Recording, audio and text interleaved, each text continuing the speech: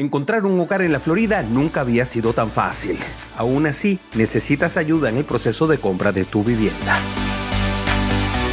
Para que empieces a construir tu futuro sintiéndote apoyado. Si de bienes raíces se trata, recuerda que hay una gran opción poniéndole corazón.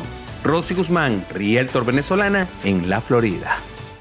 Apreciadas amigas y amigos, hoy continuaremos exponiendo los pormenores asociados a todo lo relativo al oro y su peso en la vida económica y de desarrollo de la nación.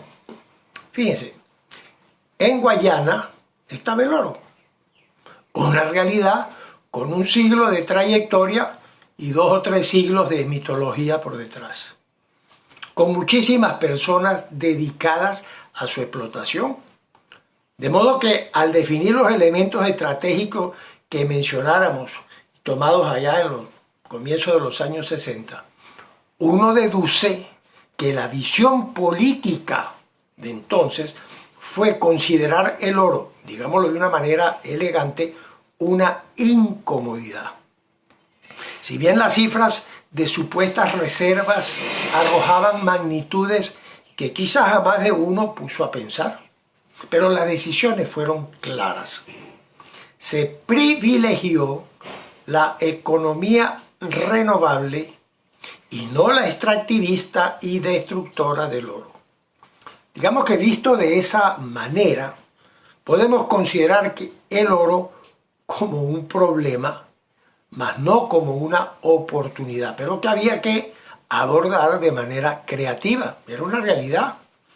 Mira, si observamos la lámina que presentáramos en el programa 16, nos percatamos que tanto la Reserva Forestal de Imataca como el Parque Nacional Canaima, ambos delimitan la zona minera, estableciendo una especie de confinamiento geográfico.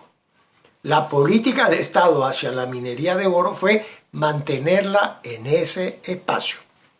Y por supuesto, aplicar los instrumentos de ley y orden para controlar y minimizar los conflictos inherentes a tal actividad. De modo pues que, lejos de lanzar una escalada minera, se adoptó la política prudente y exitosa de privilegiar la economía de los recursos naturales renovables. El agua del Caroní convertida en kilovatios. La Reserva Forestal de Imataca con el uso no destructivo del bosque. Y por supuesto, el extraordinario aprovechamiento de los minerales no conflictivos como el hierro y el aluminio, que ya, por supuesto, ampliamente hemos reseñado. Las políticas públicas asociadas al oro, en cambio, fueron bastante complejas. Había que definir unos criterios racionales hacia su extracción.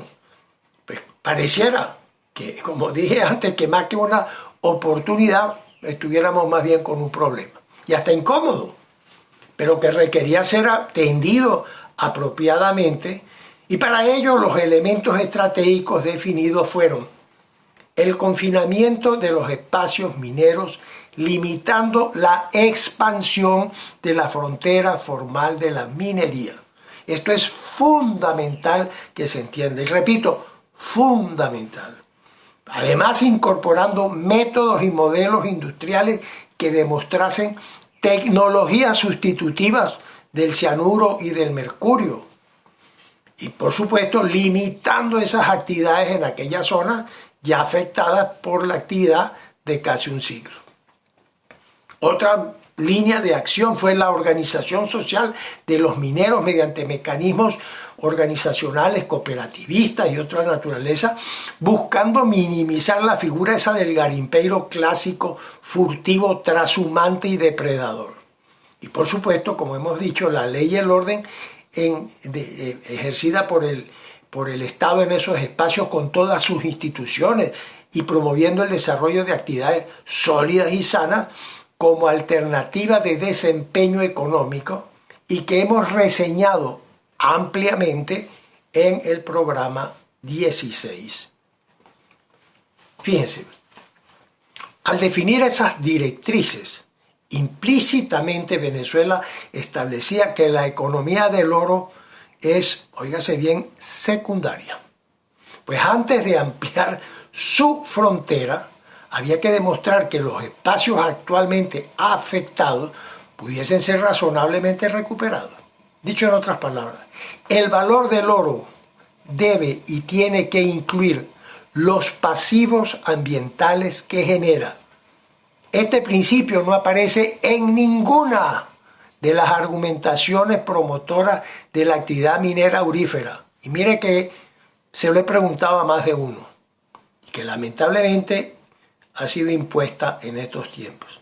¿Cuánto vale una hectárea de selva densa y de suelo no renovable? Nadie lo dice, nadie lo defiende, nadie lo calcula, porque eso no tiene valor, no se le puede poner un valor. O sea, cuando se destruyó, ¿con qué se reemplaza? ¿Cuál es el destino mundial del oro en esto? Bueno, esa es una de las grandes e inmensas paradojas de esta actividad. En nuestro caso, en Venezuela, se ha establecido que una parte sustancial desaparece por la vía del contrabando. Esa es la realidad. Nadie sabe con certeza dónde va, aunque se presume. Otra parte termina en las bóvedas de los bancos centrales.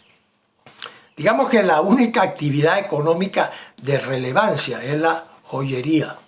Ya que la orfebrería es quizás uno de los dos oficios más antiguos de la civilización.